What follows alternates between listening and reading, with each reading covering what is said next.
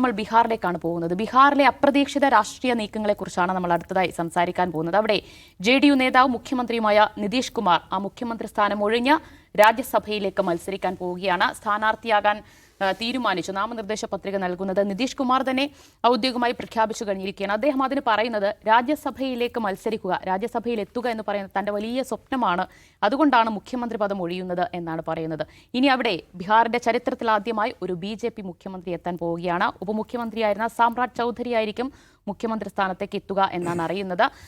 ഉപമുഖ്യമന്ത്രിയായി നിതീഷ് കുമാറിന്റെ മകൻ നിശാന്ത് കുമാർ എത്തിയേക്കും എന്നൊക്കെ റിപ്പോർട്ടുകളുണ്ട്. പക്ഷെ നോക്കൂ, കഴിഞ്ഞ കുറച്ച് നാളുകളായി മുഖ്യമന്ത്രി പദത്തിരിക്കുന്ന നിതീഷ് കുമാറിന്റെ പെരുമാറ്റങ്ങളെക്കുറിച്ചൊക്കെ വലിയ പരാതികൾ, വിമർശനങ്ങളൊക്കെ വരുന്നുണ്ട്. അതുമാത്രമല്ല, ഈ മുഖ്യമന്ത്രി സ്ഥാനത്ത് നിന്ന് നല്ല രീതിയിൽ ജോലി ചെയ്യാതെ ഉദ്യോഗസ്ഥരെ ഭരണമേൽപ്പിക്കുന്നു എന്ന പരാതിയൊക്കെ BJPക്ക് തന്നെ ഉണ്ടായിരുന്നപ്പോൾ അതിന് പിന്നാലെ ഇപ്പോൾ BJPക്ക് വഴങ്ങുകയാണോ നിതീഷ് കുമാർ എന്ന തരത്തിലുള്ള ചോദ്യങ്ങൾ, വിമർശനങ്ങൾ അത് JDU നേതാക്കൾക്കിടയിൽ തന്നെ ഉയർന്നു വരുന്നുണ്ട്.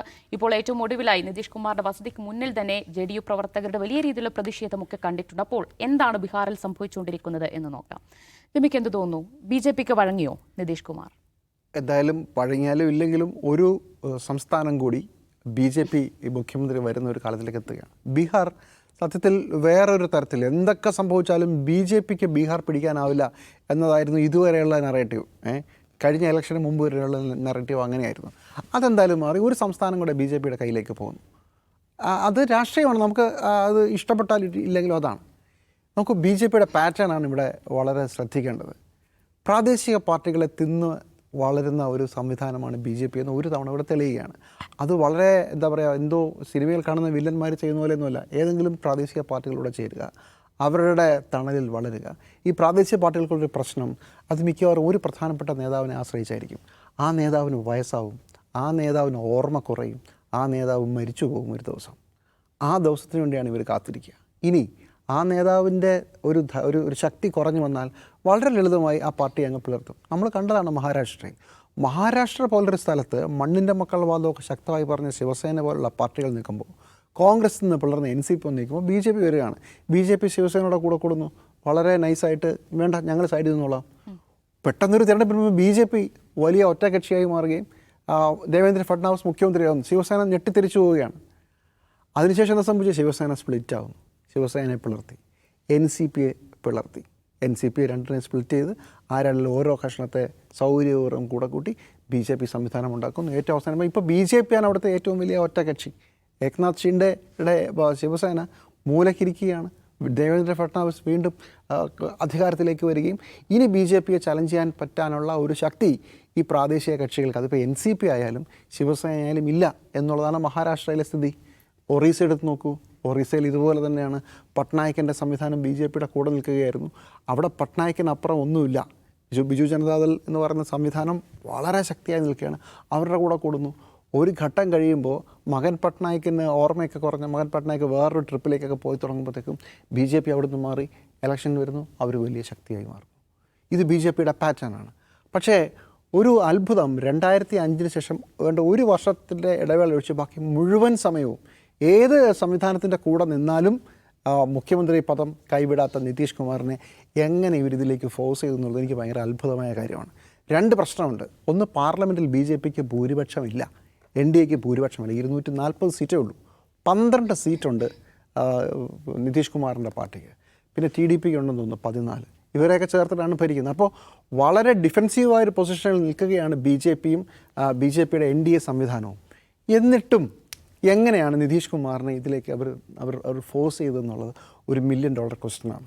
ഇതുവരെ കൃത്യമായ വ്യക്തമായ ഉത്തരങ്ങളൊന്നുമില്ല.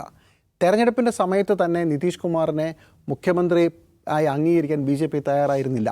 എനിക്കിപ്പോഴും ഓർമ്മയുണ്ട്, ബീഹാർ തെരഞ്ഞെടുപ്പിൻ്റെ സമയത്ത് അമിത്ഷാ ഡൽഹിയിൽ വെച്ചും ബീഹാറിൽ വെച്ച് നടത്തിയ 2 വാർത്താ സമ്മേളനങ്ങളിൽ നിങ്ങളുടെ മുഖ്യമന്ത്രി സ്ഥാനാർത്ഥി ആര്, നിതീഷ് കുമാർ ആണോ എന്ന് ചോദിക്കുമ്പോൾ വ്യക്തമായ ഉത്തരം പറയാൻ അവർ തയ്യാറായിരുന്നില്ല.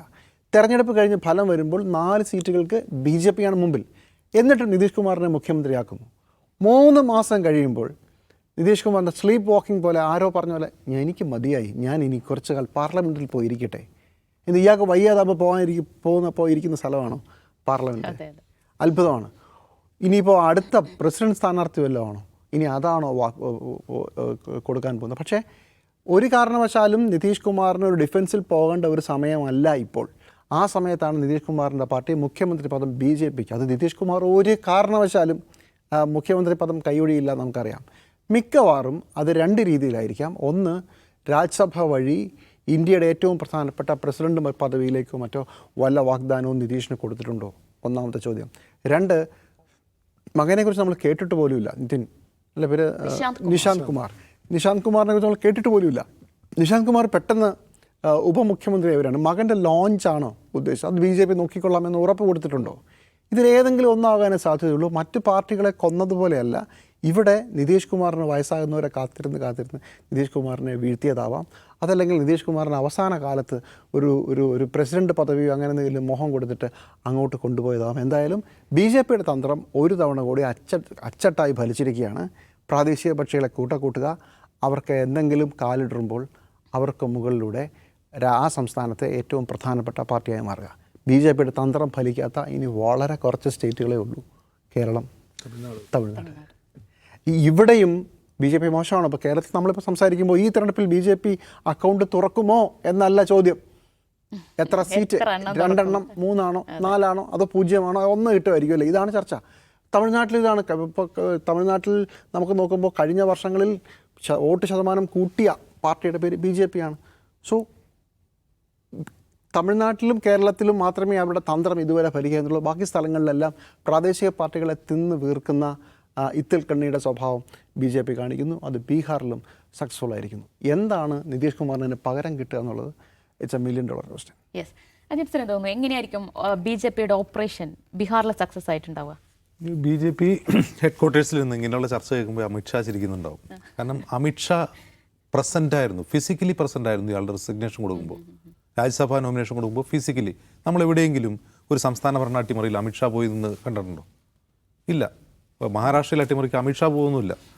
എവിടെ അട്ടിമറിക്കുന്നു അമിത്ഷാ പോകുന്നില്ല. അമിത്ഷാ ഡൽഹിയിൽ നിന്ന് കാര്യങ്ങൾ ഓപ്പറേറ്റ് ചെയ്തു. അമിത്ഷാ എന്തുകൊണ്ടാണ് ഫിസിക്കലി അവിടെ പ്രസൻ്റ് ആയിരുന്നത്? അതൊരു ചോദ്യമാണ്. അവിടെയാണ് കഴിഞ്ഞ ബീഹാർ ഇലക്ഷൻ്റെ സമയത്ത് ജിതൻ റാം മാഞ്ചി, മുമ്പ് അദ്ദേഹം JDU ഉണ്ടായിരുന്ന ആളാണ്. ജിതൻ റാം മാഞ്ചി ഒരു കാര്യം പറഞ്ഞു. ബീഹാർ ഇലക്ഷൻ തുടങ്ങുകയാണ്, അപ്പോൾ മുഖ്യമന്ത്രി ആരാണെന്ന് പ്രഖ്യാപിക്കുന്നില്ല. അമിത്ഷായുടെ ആവർത്തിച്ച് ചോദിച്ചിട്ട് അദ്ദേഹം പറയുന്നില്ല ആരാണ് മുഖ്യമന്ത്രി. അപ്പോൾ ഒരു ഫുൾ ടൈം മുഖ്യമന്ത്രി ആകും നിതീഷ് എന്ന് അന്നേ ഉറപ്പില്ല. അപ്പോൾ ജിതൻ റാം മാഞ്ചി പറയുകയാണ്, നിതീഷ് കുമാറിന് ആരോ ഭക്ഷണത്തിൽ എന്തോ കലർത്തി കൊടുക്കുന്നുണ്ട്. പഴയ നിതീഷ് കുമാർ അല്ല ഇപ്പോൾ കാണുന്നത്. അദ്ദേഹം സംസാരിക്കുന്നില്ല, മിണ്ടുന്നില്ല, ജനങ്ങളോട് മാധ്യമങ്ങളുടെ മുമ്പിൽ വരുന്നില്ല, പാർട്ടി പ്രവർത്തകരോട് സംസാരിക്കുന്നില്ല. ഇങ്ങനൊരു നിതീഷ് കുമാറിനെ ഞാൻ ജീവിതത്തിൽ കണ്ടിട്ടില്ല. ഈ ജിതൻ റാം മാഞ്ചി പറയുകയാണ്. അദ്ദേഹം ഇപ്പോൾ വേറെ പാർട്ടിയാണ്, ഹിന്ദുസ്ഥാൻ അവാം മോർച്ചയോ അങ്ങനെ എന്തോ പറയും. നമ്മൾ പിന്നെ കാണുന്നത് എന്താണ്? അപ്പോൾ SIR പ്രഖ്യാപിക്കുന്നു ബീഹാറിൽ. ബീഹാർ തെരഞ്ഞെടുപ്പ് പോലെ എന്താവും എന്നുള്ളതിനെക്കുറിച്ച് ആശങ്കകൾ വരുന്നു. അവിടെ വീണ്ടും BJP വരുമോ, JDU വരുമോ, അവരിൽ ആരായിരിക്കും ഏറ്റവും വലിയ ഒറ്റക്കക്ഷി എന്ന ആശങ്ക ഉയരുന്നു. നമ്മൾ നോക്കുമ്പോൾ സപ്പോസ് അവിടെ ഏറ്റവും വലിയ ഒറ്റക്കക്ഷിയായിട്ട് BJP വന്നു എന്ന് കരുതുക. അപ്പോൾ ഇപ്പോഴും BJP ആണ് ഏറ്റവും വലിയ ഒറ്റക്കക്ഷി. JDUവിന് കഴിഞ്ഞ തവണത്തേക്കാൾ കൂടുതൽ സീറ്റുണ്ട്.